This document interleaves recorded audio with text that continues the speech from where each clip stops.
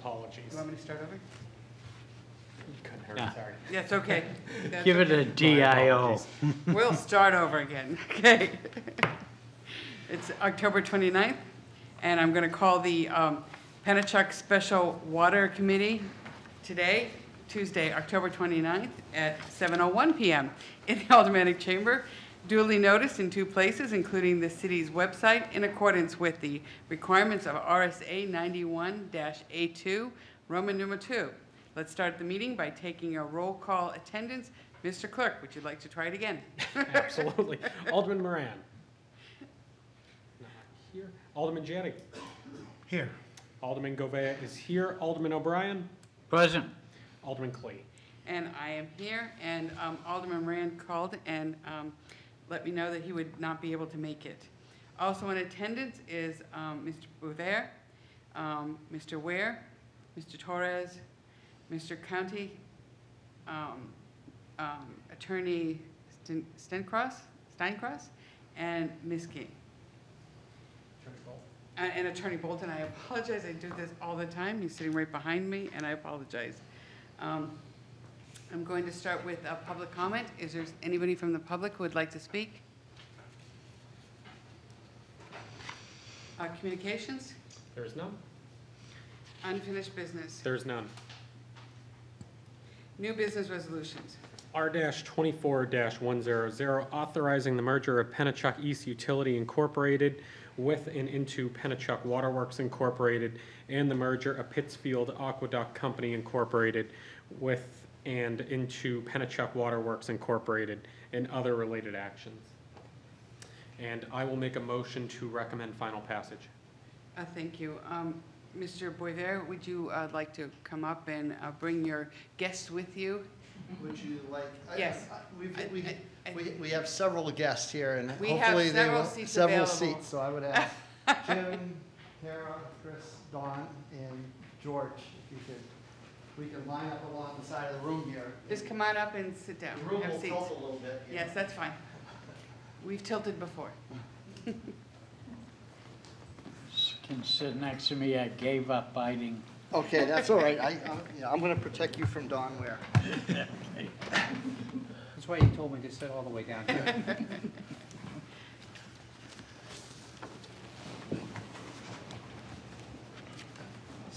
So, Madam Chair, if I could just, we vacated the back of the room, but I'd like to recognize that we have several members. I apologize. When you speak, if you could give your name. Oh, I'm and- sorry, yeah. Yes. Yes, John Boisvert, Chief Executive Officer for Pennichuck.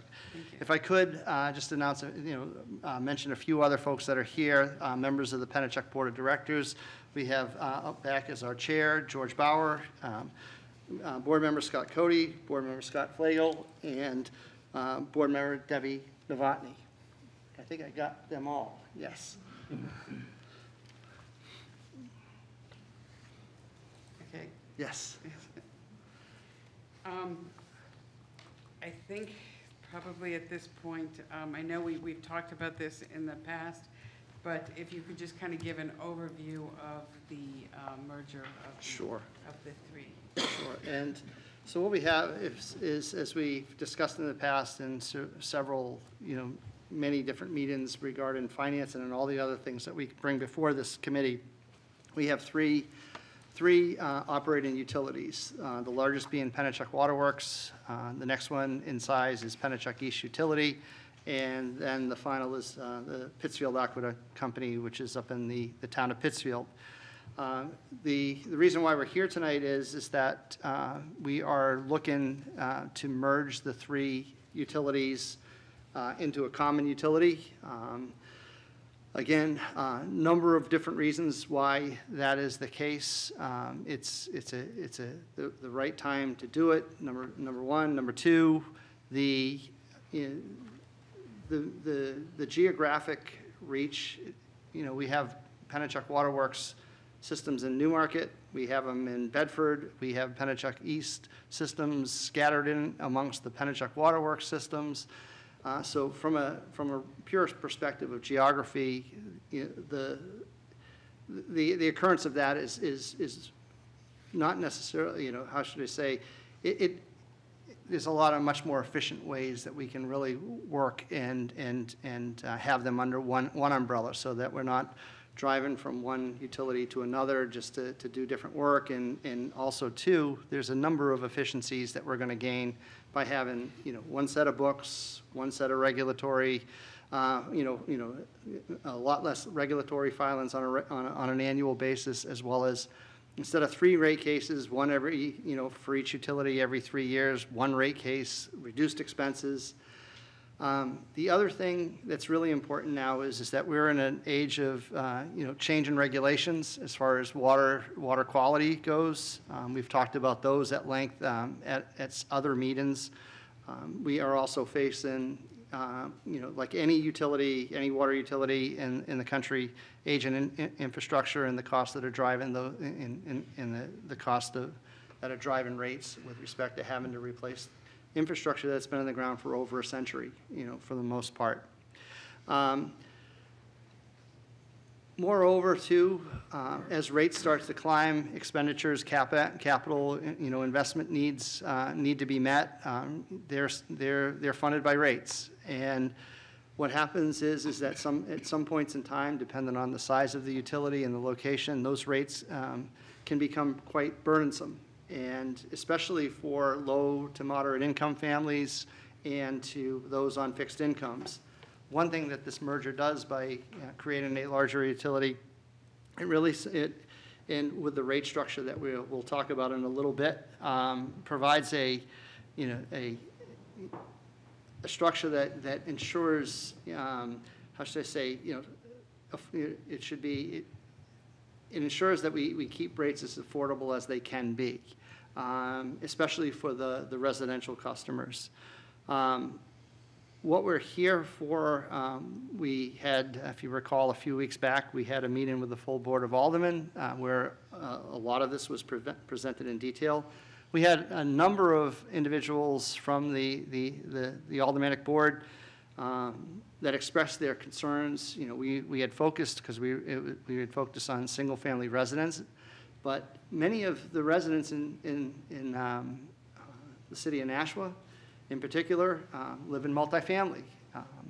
And when we looked at that, having the information and the data at the time, we didn't really have a solution that we could bring to the table that was what we felt was an accurate solution. But here in the discussion, we actually applaud and we're thankful for the work that not only the Nashua City staff did in helping us attain that data, but also those in the other surrounding towns and communities to be able to provide us data on their multifamily, and also by doing some hard work by the staff, our staff.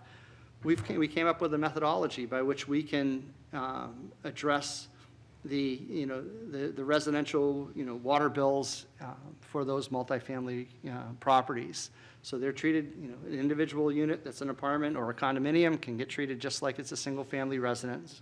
Message heard, and I was skeptical when we left that meeting whether we could find the data and be able to have access to that data and information to be able to come up with a plan. But lo and behold, we certainly have. And Tara King, to my right, is one of the major drivers of that. We talked about a tiered rate structure so that there's a base rate for, there's three sets of rates based on the volume of water used in any given month.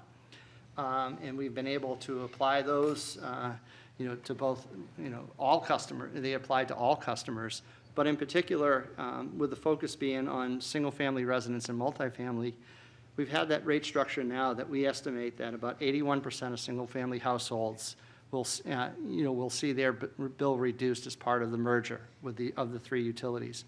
About 91% of multifamily customers will see their bill reduced. Now, why not all of them per se?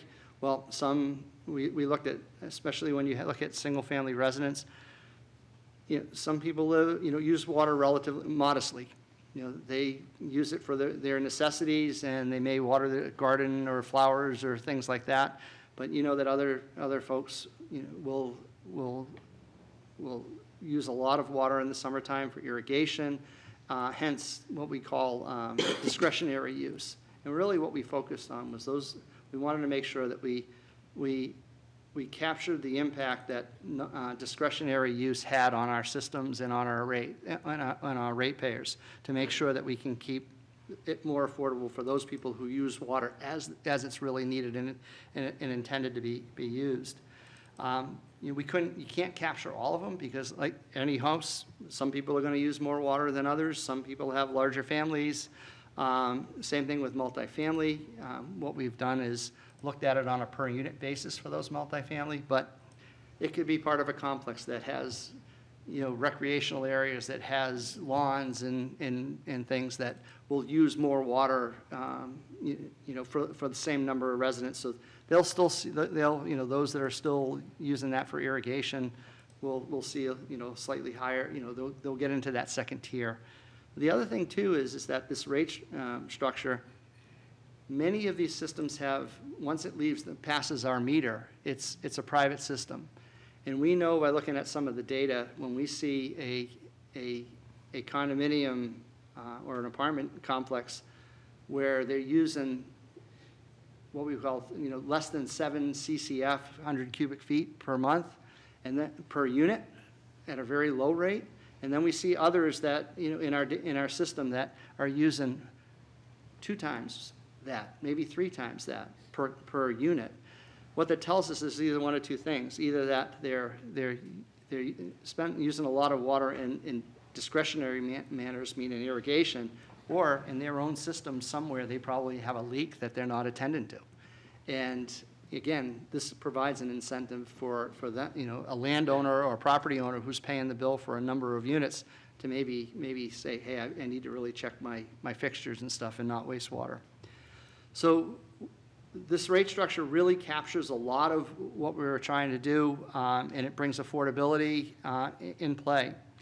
The other thing is that we have about 29,000 customers in Pennichuck Waterworks proper. And I think, what is it, the number of 60% of those are in Nashua proper, and then the other remaining 40% are in Amherst and other surrounding communities that have that are come under the Pennichuck Waterworks umbrella.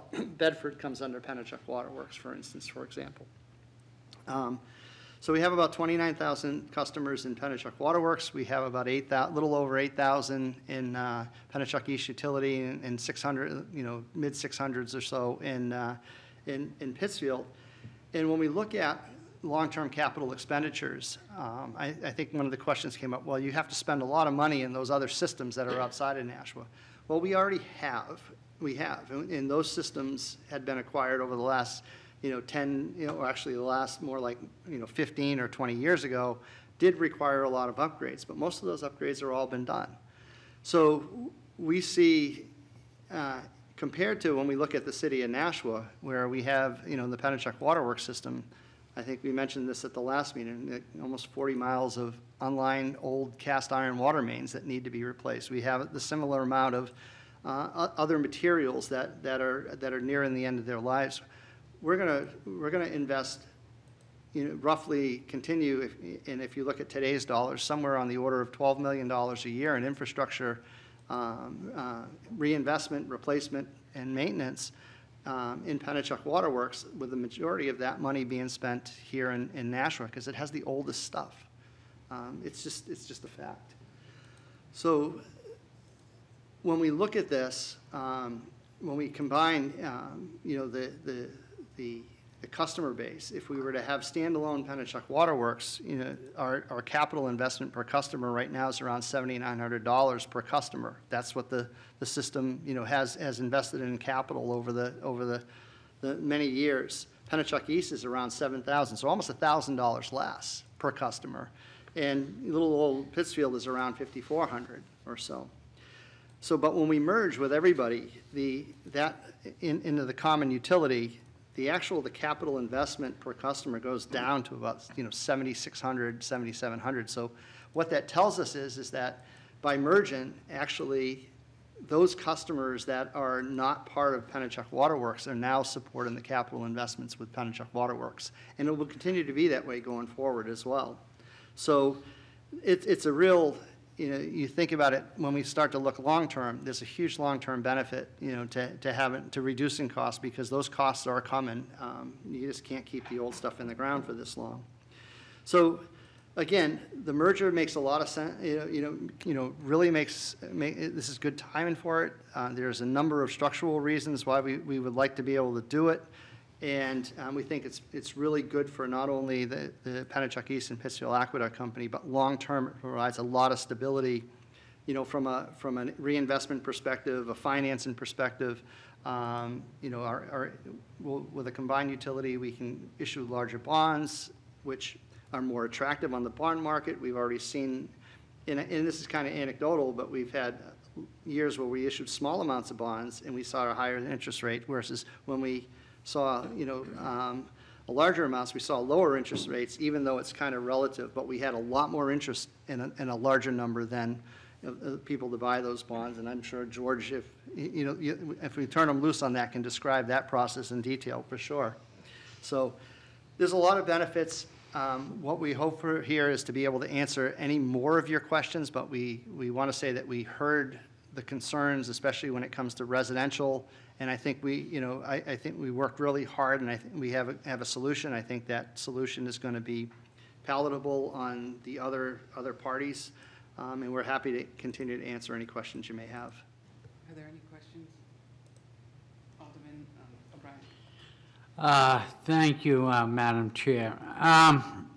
Being a state rep, there was, when I was up there, a lot of concerns from communities, let's just say Merrimack, and the exposure to the forever chemicals, the PFAs and stuff like that.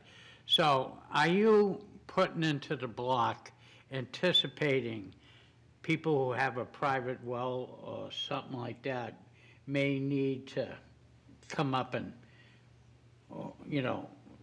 a plan to running a line down the street, you know what I mean, to supplement if those private wells, get closed down, or even, God forbid, if their municipal supply is shown that to be somewhat over-contaminated. Now, good folks, I'm not saying, I'm only using Merrimack as the example. I will drink the water in Merrimack, you know what I mean? That is not what I'm saying here, but it's part of the infrastructure. You may see something hidden in the future, particularly with the PFAs. Right, we've already seen it, and we've already planned for it. I'm going to let Chris talk a little bit about from the operational side of how, because we have PFOA exists in our water sources. There's no curiosity, and we're taking measures to treat for that.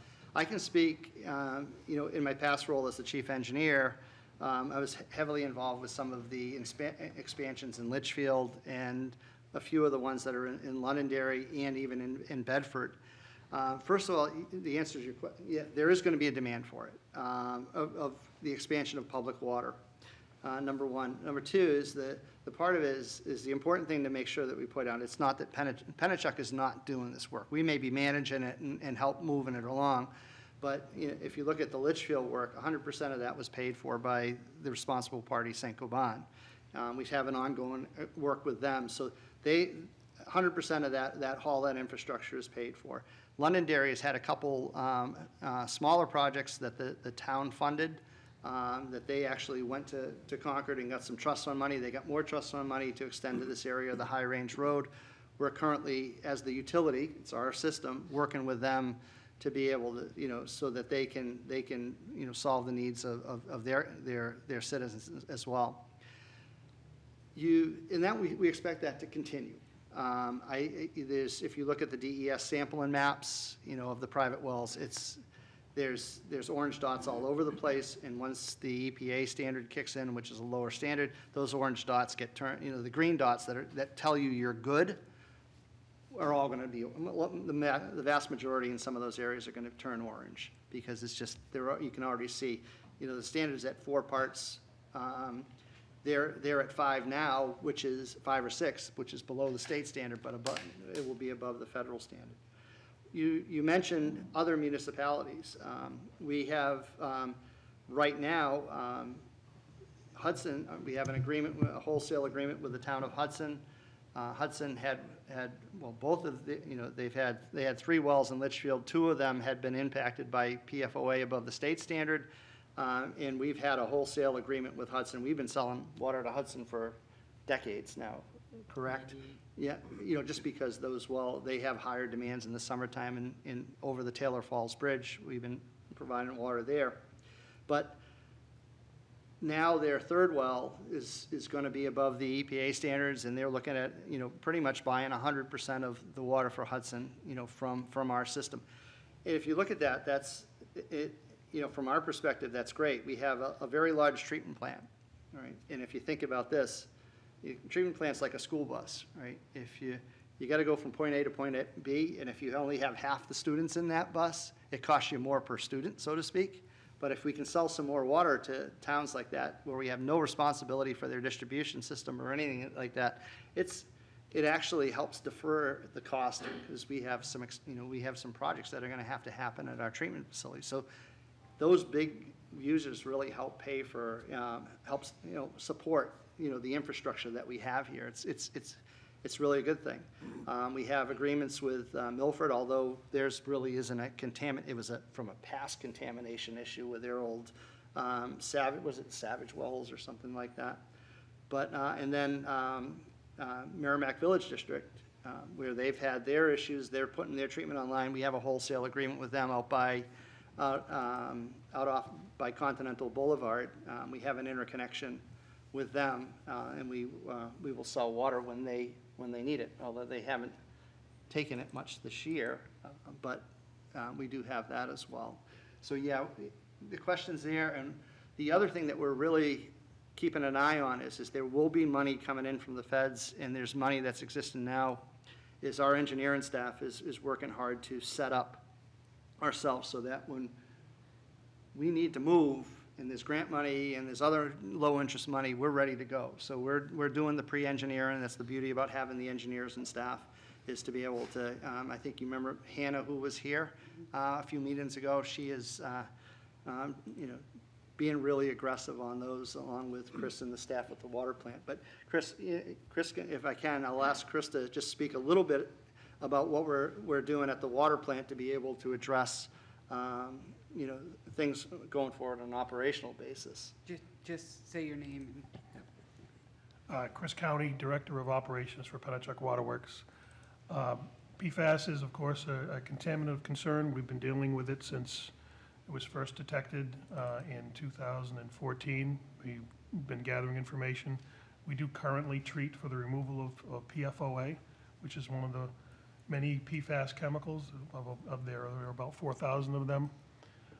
And we are treating to meet the current state standard. We use granular activated carbon, and we alternate our sources, our primary source of supply, to balance that and to give us as much life of that carbon as we possibly can. It will exhaust itself, and it will be an ongoing operating expense that will be pretty significant from here on in.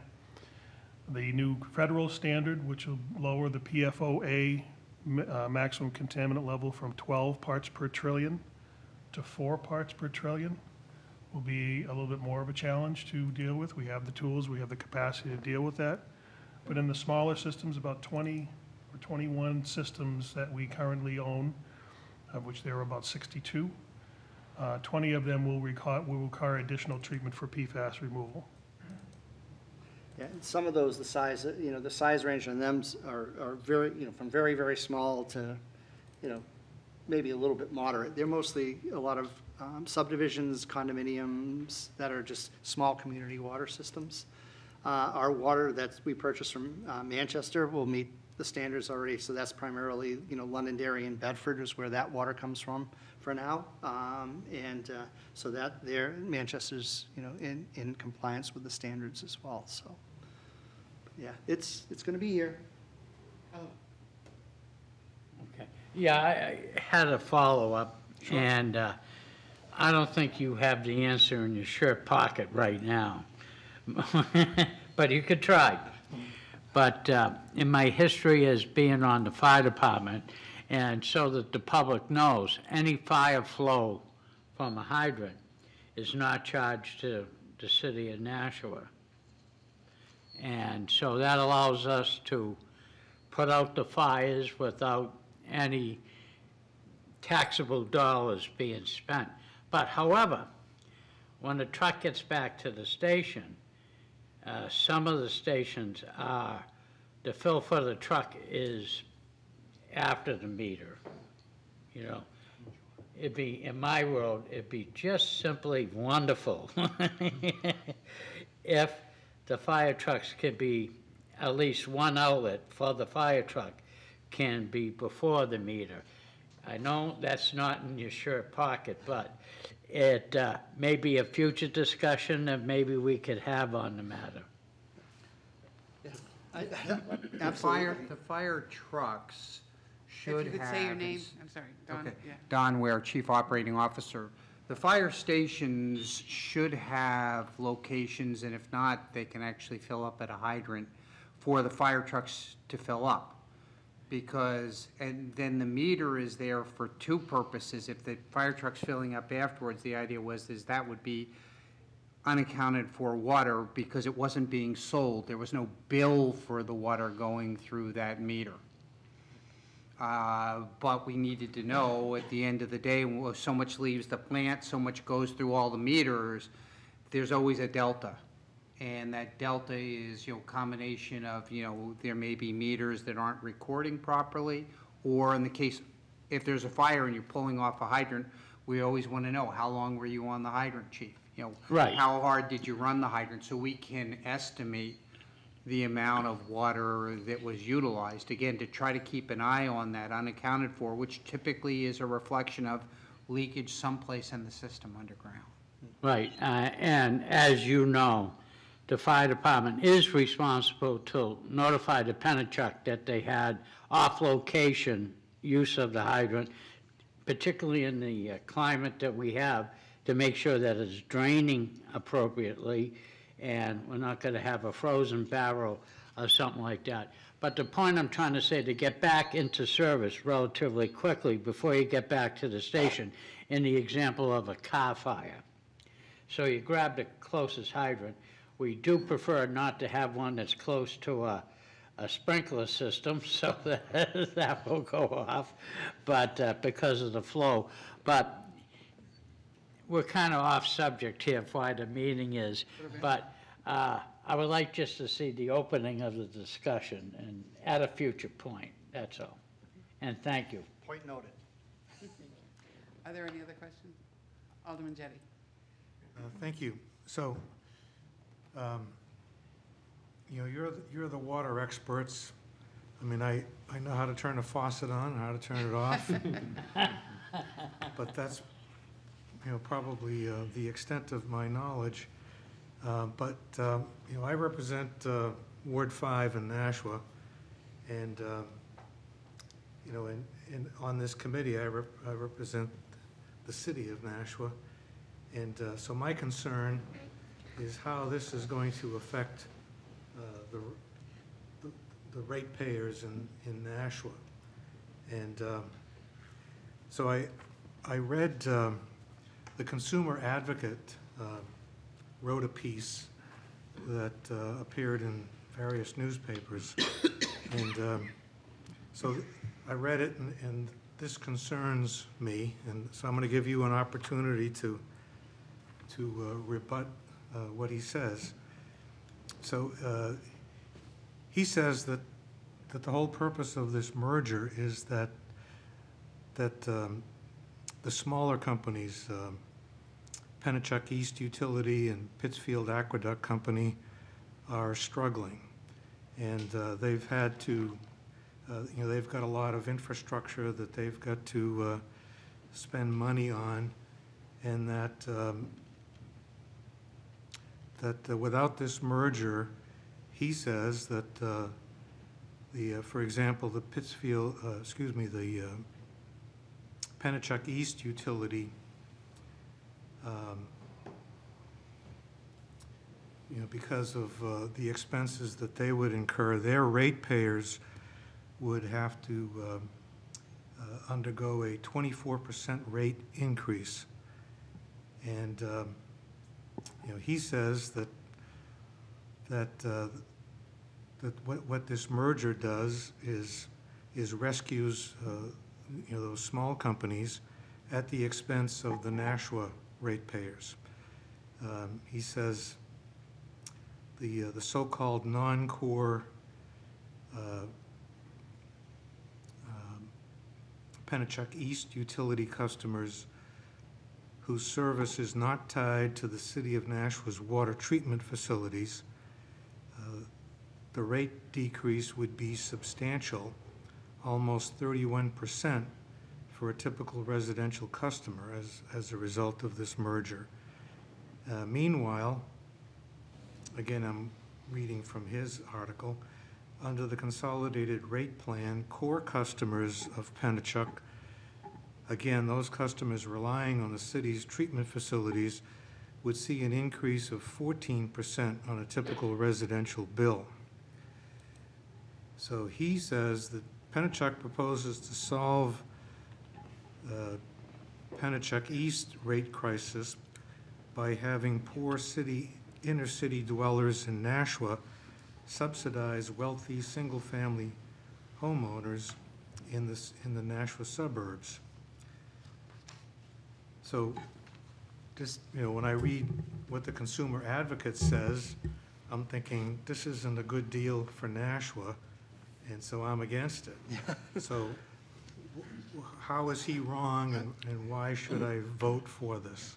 I'm gonna turn this to Attorney Steinkraus and to Don Ware for the answers on a lot of the details. But I will say this from my point, when that was written, it was very early on in the regulatory process.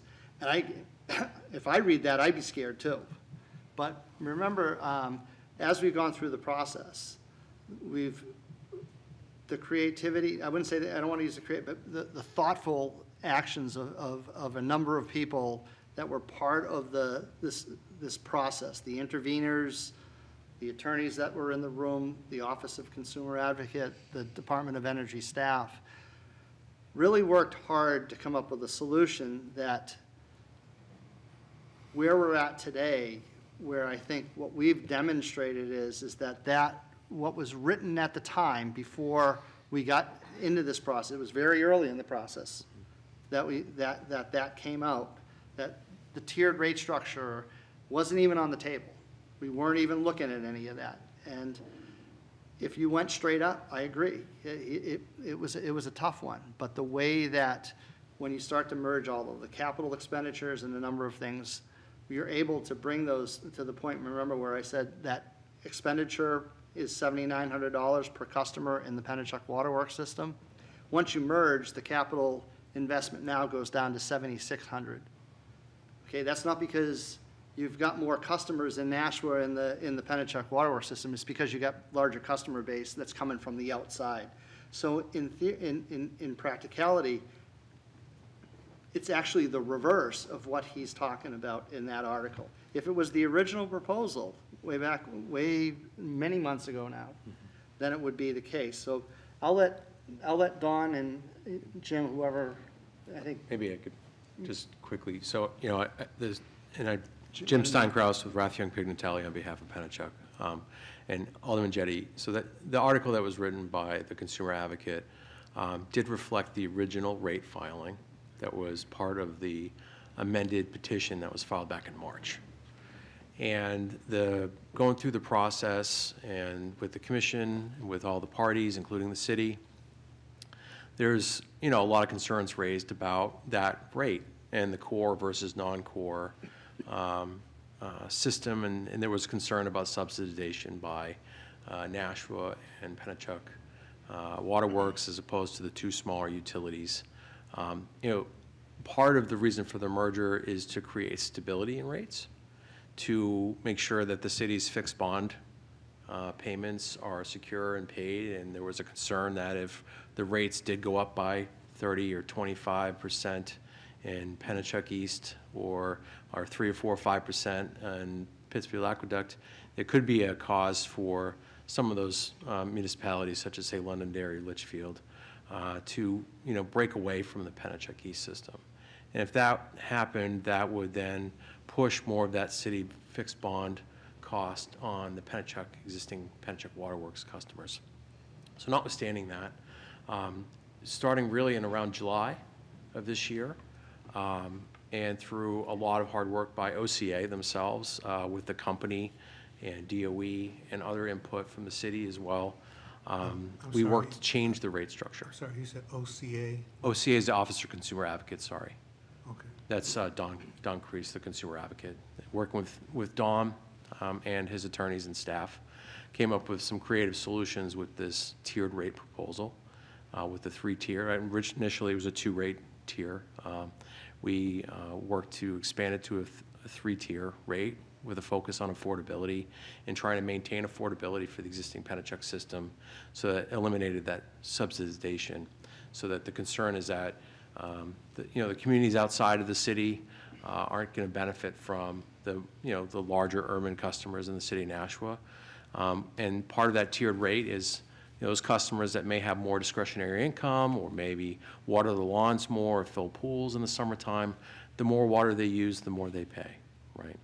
So that tiered structure is designed to affix and eliminate that concern about subsidization, while also protecting the customers, specifically in the city of Nashua, but also in other communities where customers may have fixed incomes, or a lower tier quartile customers that really have a non-discretionary use, which is that 0 to 700 cubic feet per month, which is to create the lowest rate for those customers. So that article that was referenced, that you read through, really did not reflect the most recent work that had been done not only by the company, but by the parties to try to address and eliminate those concerns, or minimize those concerns for subsidization, which you're raising, which was initially a concern with the initial core and non-core, and that core and non-core rate is no longer part of the proceeding.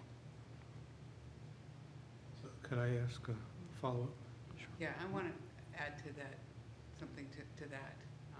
I was at a meeting with Mr. Crease, and I was quite disappointed when that article came out. Mr. Crease sat in that meeting and spoke to the fact that he had not been around when the whole Pennachuck merger had happened. Spoke to the fact that he had no understanding of how the merger had happened, and so on. And when we had the conversation about what was going on with this particular merger conversation and so on, at that point there was just the conversation we had. There was a single rate that was being discussed, and the truth was it was not beneficial to the city of Nashua. I don't think there was anybody in this city here who would have bitten on that. It was going to hurt the city of Nashua. I think it was rather disgusting. And when he came out and wrote that article, when conversations and negotiations were still happening, it took us all by surprise. It was a rather dirty thing for him to have done. And I'm going to say that very publicly. I think it was a rather cut people off at the knees when conversations are still being had. And the fact that we're discussing it here when so many other negotiations have happened, and I want you to continue asking the questions, but I think it was a rather, considering what his position is, I think it was a rather, I'm going to say it, unethical thing for him to have done.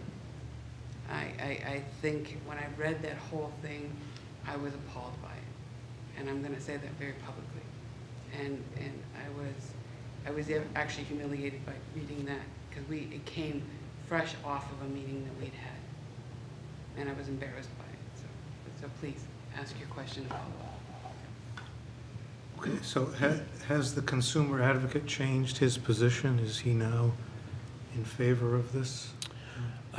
Well, I can't speak to their exact negotiations, but we have The parties have all reached sort of a consensus on a settlement terms, which is part of the proposal and the resolution. That includes the discussion of this three-tier proposal, including the multifamily rate, which is part of that. So all the parties to date, as part of the negotiations, have agreed, and they authorized us to, disclose the terms of that term sheet, which includes the tiered rate proposal. So yes, they have to date signed on that, but I just can't, get into the exact communications, but I will say that we have consensus to date on the term sheet, which includes that tiered rate proposal, which we're now asking for approval today. Okay. So if I vote for this, it's not gonna, in a couple of weeks, I'm not gonna read something from the consumer advocate saying that this is a bad deal and we did Hopefully a not. bad thing for Nashua. Certainly, I wouldn't presume to speak for the consumer advocate. I have a lot of respect for Don. But to date, we have worked closely with OCA, the Department of Energy, the city, Londonderry, Litchfield, Bedford. We've worked closely with all the parties to try to reach a consensus on what we think is the best deal for this merger and for Pennachuck's hopefully combined customers. And Don Ware, Chief Operating Officer, that working group, the real focus ultimately became on protecting the residential customer, both single-family and multifamily residential. And that was the basis of the final rate structure that's currently being proposed, so that the rates being delivered to those groups of customers, especially those using what would be considered non-discretionary usage, get the lowest possible price, lower than what they are currently paying in the city right now if you use water in that first tier, which is 91% of the customers who are residential, multifamily, and 83% who are single-family residential use less than that first tier, that 0 to 7 cubic feet. Those entities will actually see a slight reduction in their water bill over their current bill. Thank you. Can I ask another question?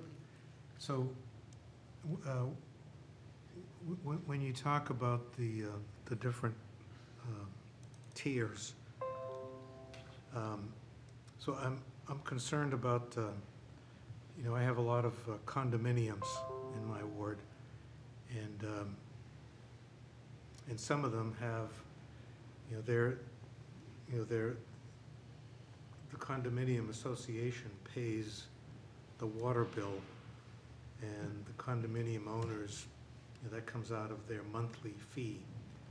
So when I hear you talk, I'm hearing you say that the people that are using small amounts of water are going to pay at a lower rate, but when you get into the higher volumes, they're going to be, sounds like they're going to be paying a higher rate. I'll let Dawn, because that's the whole crux of the work that we went back to do, is ensure that they don't, but Dawn Ware will be able to explain that tiered structure. In our first view, that tiered structure only applied to single-family residential. So if you had a multifamily, a condo association, let's say there were 12 units with a single meter, they were going to very quickly get up into that second tier, and it was going to cost them more. That was the concern expressed that John addressed, that Tara actually worked with her folks and with the city and others to say, okay, how can we expand that tier for that multifamily residential? And that's what happened. So if you have a single meter and there are 8 condominiums behind it, instead of getting just 0 to 7 per month, 100 cubic feet, they get, if there are 8 dwelling units, they get 8 times 7. They get their first 56 CCFs, or 100 cubic feet, at that lowest tier. If there's a building with 48 units, I happen to live in an apartment in the city of Nashua. It's got 48 units. Each month, they get 7 times the 48 dwelling units, whatever that math is, at 330 some odd unit, 336 CCF is all at that first tier pricing. You look at a typical, across the country, a typical multi-family dwelling unit uses just under 5 CCF per month. So through this process, you know, Tara did a lot of work and others to identify of the almost 2,800 multifamily residential units spread throughout Nashua and the surrounding communities. They went in and identified behind those single meters how many units there were, so that each customer will get, that first block will vary dependent upon the number of dwelling units. They'll get more, for each additional dwelling unit, they get another 7 units of, 7 CCF of water in that first group. So that addresses that issue where in a condominium complex, and again, that was the case where when this was applied, 91% of the multifamily dwelling units, or the multifamily residentials, will all operate in that 0 to 7 CCF per dwelling unit. So they'll all be in the lowest possible tier.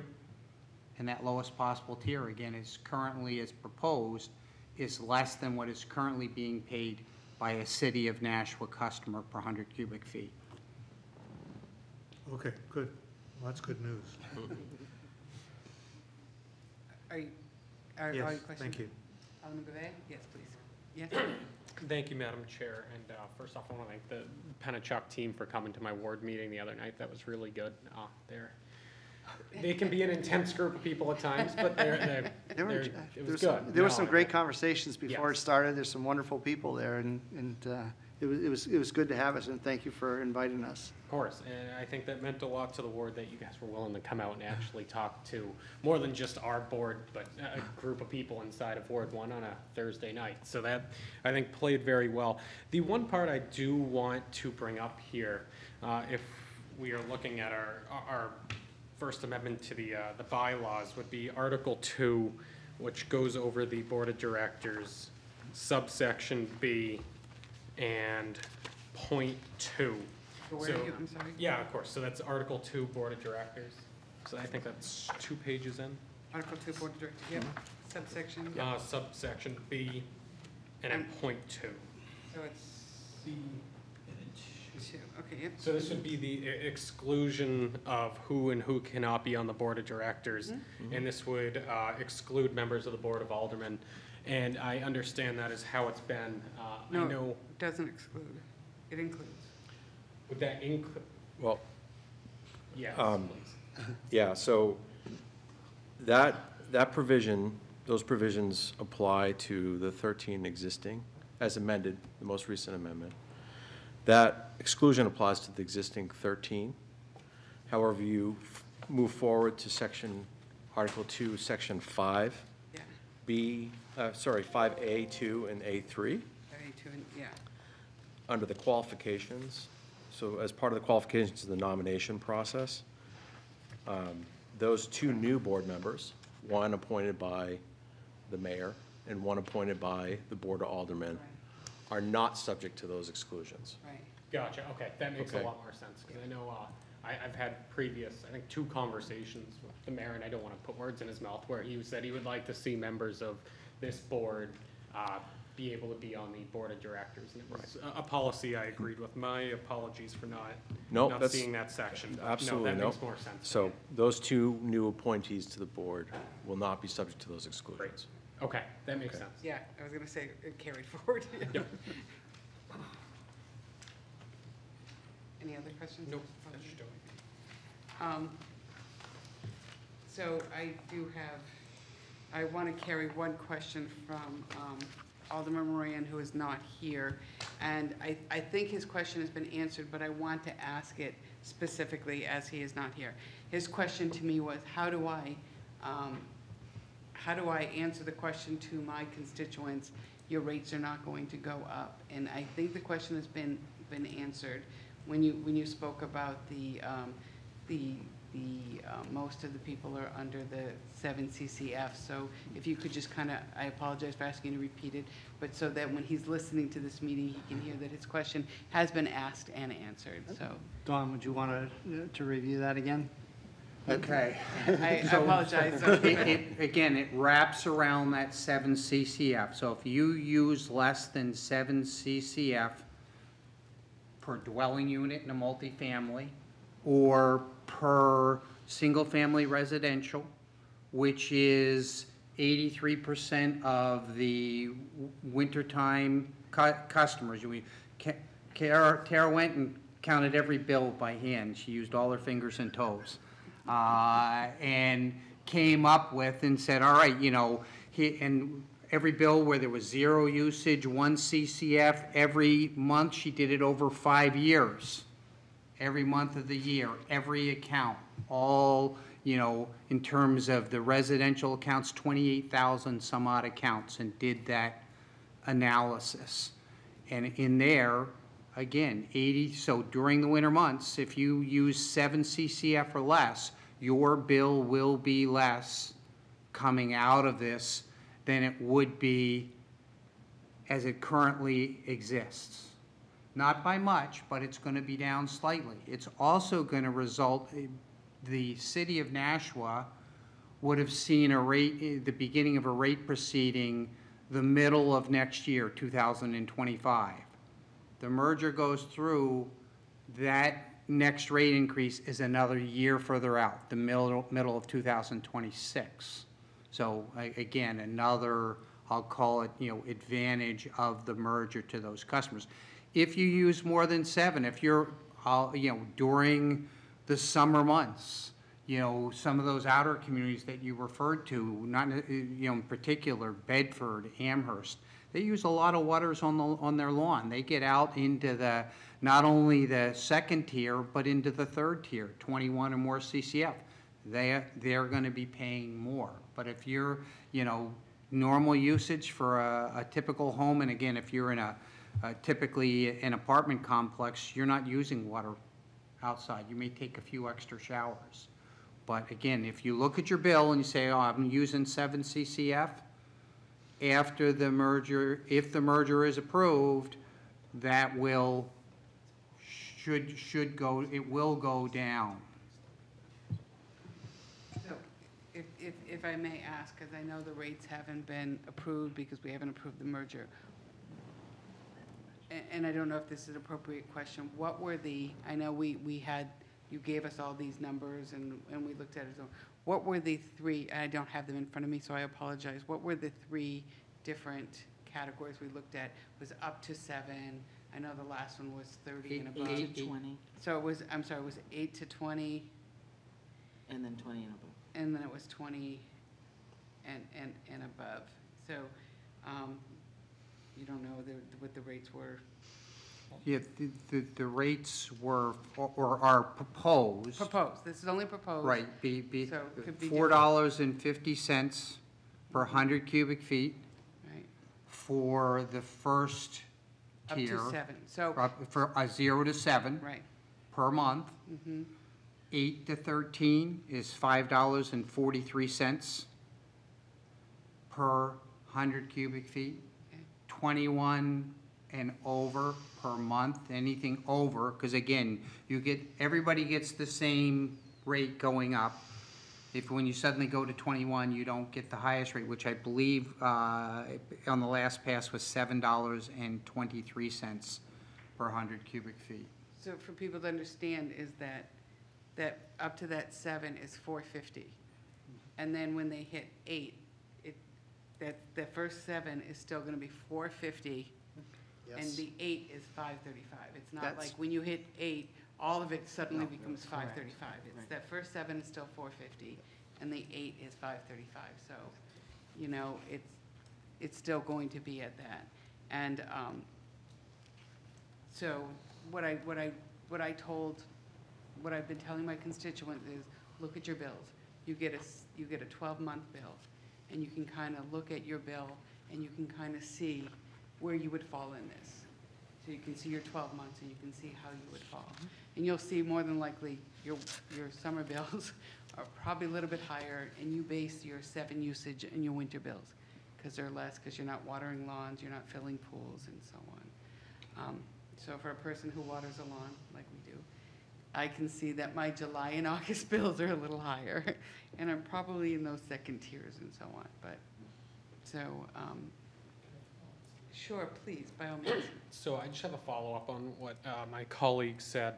And just to put it out there again, because it confuses me every time, what is a CCF?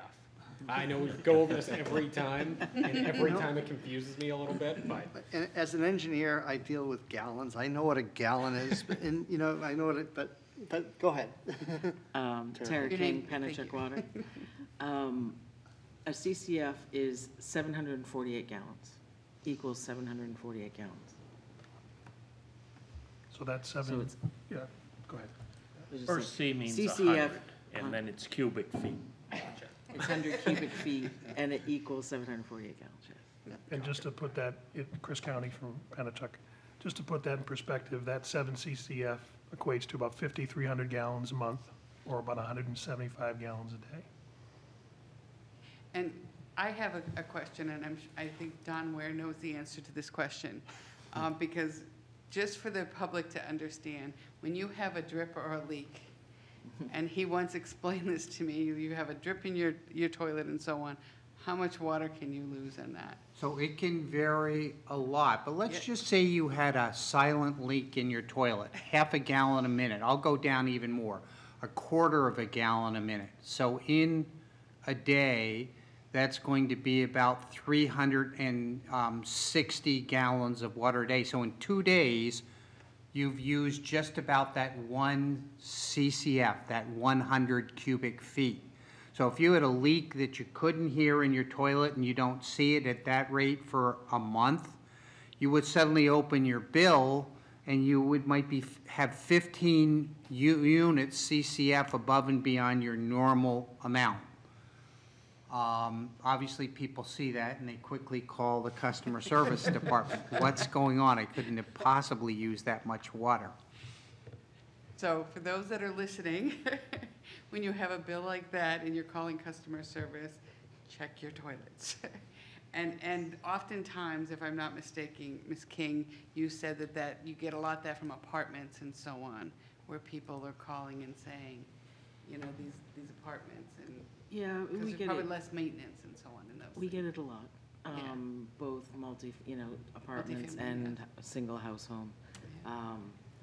It's, I wouldn't say it's more in apartments, it's Okay. probably the same, but people may, if they're not paying the water bill, they may be more apt not to look at it, Okay. because they don't realize the effects that it could have. But it's gonna show up in their rent. It That's where could. it's gonna show up. Yes, It and their condos.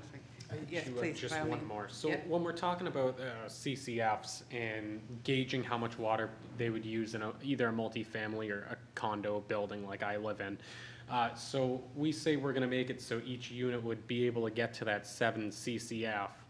Now, I have no clue how many CCFs I go through, just because ours is handled by our association. We don't see a water bill, so we just pay our dues every month, and then our water bill gets taken care of.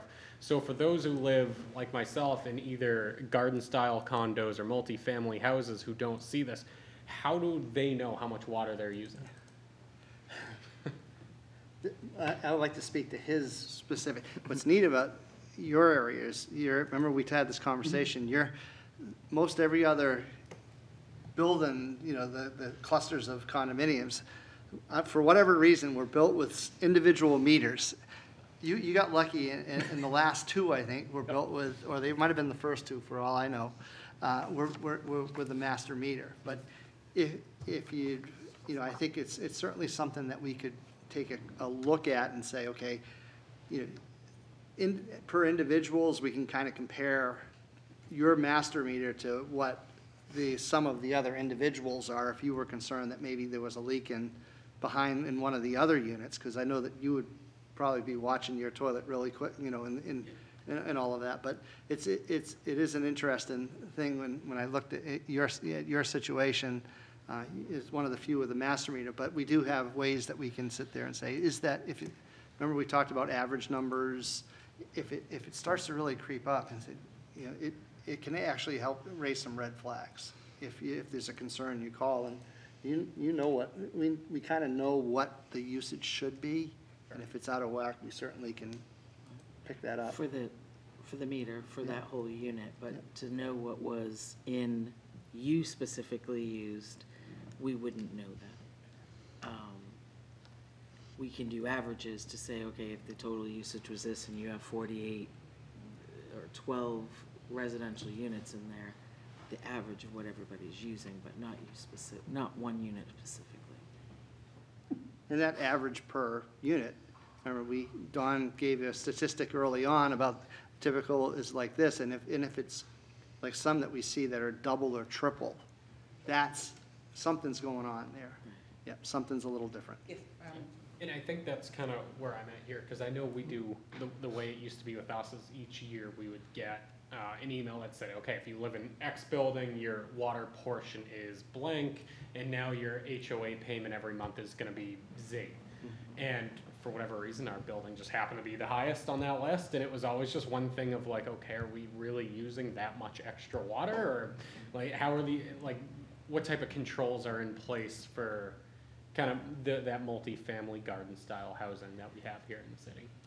I think you have So to I ask to think- see the bills. Yeah. Ask your board of directors of the condo association, or if there's a property management company that's been hired by the association, ask to see the bills. And certainly you have an annual meeting every year, you adopt a budget every year, that could be the subject of discussion. And I would say that, from our perspective, from Pennachuck's, having the number of units in each one of the multifamilies going forward, as we do now, actually will give us more information to say, this usage might be the same for this account for the past 5 years, so it doesn't look abnormal in our review process, but now we have a number of dwelling units, and we go, well, that's kind of high for a garden-style apartment unit, and can work with the management companies or associations. We do, I think we talked about before, if we see usage out of a normal range, we will call and say, your usage seems higher than normal. So having that information allows us to do a little bit more of that. But again, it's not getting necessary to you, but getting that information from your association, as Attorney Bolton suggested, would be a good idea. Thank you. You're welcome. Are there any other questions? Alderman Jettie? Yeah, just following that discussion, when you look at the meter, those little numbers there, are those CCFs? So, Tara King, again, depending on the style of the meter, but yes, it would, the meters are calculated, they register in cubic feet. Some are 100 cubic feet, some go down to the cubic foot, but if it goes down to the cubic foot, we read the first 4 digits to bill in the 100 cubic feet. But that is how the meters are registering, yes. Thank you. You all set? Yep, thank you. Any other questions? Okay, seeing none. All those in favor, say aye. Aye. Those opposed? And that passes. Mr. Clerk? R-24-101, authorizing the mayor to negotiate and execute a settlement agreement by and among the City of Nashua, Pennichuck Water Works Incorporated, Pennichuck East Utility Incorporated, Pittsfield Aqueduct Company Incorporated, and all other parties to docket number DW 23-101 before the New Hampshire Public Utilities Commission. And I will make a motion to recommend final passage. Thank you. Attorney Bolton, this is just basically allowing the mayor to negotiate this and to. I think actually in the body, it says the mayor or the corporation council. Or but corporation yes. council will This incorporates a lot of what you already heard in the discussion about what the proposed rates are. This basically says, in accordance with what's called the term sheet, which incorporates the proposed rates, minor deviations, you're authorizing the mayor and/or myself to agree to, but anything major, I'm not agreeing to. So I'll let you know that right off. So basically, it's settle on what you've heard tonight. Are there any other questions? Alderman Gouvet? That was kind of my one thing was, what if there was something major in this settlement process here? Obviously, if it's what we talked about tonight, I see no issue with it. It's just, where's that line of what comes back to us and what doesn't? Anything? It sounds like it. It will be so minor that you won't notice. Perfect. Any other questions? Alderman Jettie? Yeah, through you to Corporation Counsel, since you're here, we ought to take advantage, I guess, find out, is it your advice that we agree to this? I think we've negotiated up to now about as well as we're going to do. So I don't think it's going to get better. And you've heard from most Nashua ratepayers, this is going to be less than they're currently paying. So I don't think you're going to do better. But it's not really my decision, it's yours. Right, but I you are want- here to advise us, and so I thought I would take advantage of your advice. Yep, that's my advice. I'm going to take a little privilege away from this, and I'm going to ask a question that I should have probably asked before, and there is an if. If we did not do this, what would have happened? What would happen? Well, a number of things, and I want to be careful because nothing's necessarily Right. cast in stone. The one thing we do know is that if it doesn't, we'll be immediately filing a rate case for Pennachuck East Utility that will have repercussions throughout the corporation. There's no question about it, because it'll be at those higher rates and the like. Number two is sometime in the June timeframe of 2025, we will be filing a standalone rate case for Pennachuck Water Works, by which we know right now, based on the 2024 test year, that 2022, that there will be a rate increase that will happen regarding that. It's just that the costs have gone up. By merging, you get the economy of scale, which buffers something, and now we're able to carry that forward for another year, delay it a little bit, and allow that process to blend in as the larger utility. And it'll go through as a combined rate case where you're starting to see the benefits of the larger customer base on that, so it would be definitely buffered. But there has been reinvestment. We're working on a required upgrade to our treatment plant, so things are still going to go up, and I think what you'll continue to see is the rate at which capital reinvestment is going to happen in the city of Nashua. The rates will continue to go up accordingly, albeit under a merged company, those rates get buffered. You get more people helping to pay for those costs. That answer has nothing to do with this particular thing, but it can carry on to the vote at the full board, so it's moot as far as this is concerned. I have one more final, since we're talking Okay. about all this. So this eventually goes to the PUC, that's correct?